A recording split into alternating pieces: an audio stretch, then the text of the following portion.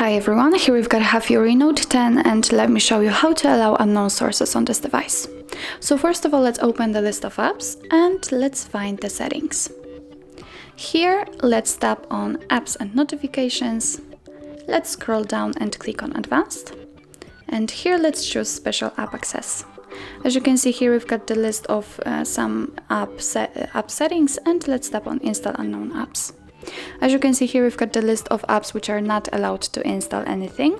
So, for example, to allow Chrome to install some content, then simply tap on it and click on the switcher next to allow from this source. Now let's get back, and as you can see, it immediately changes, and from now on you will be able to install some content from Chrome. The same situation will be, for example, with Gmail, so simply tap on it, click on the switcher. Let's get back, and as you can see, the Gmail is allowed to install something. In order to turn it off, just tap, for example, on Chrome, click on the switcher here, let's get back, and as you can see, from now on the Chrome is not allowed to install anything. So that's all. This is how to allow unknown sources in your HAFURY Note 10. Thank you so much for watching, and if you find that this video was helpful, please hit the subscribe button and leave the thumbs up.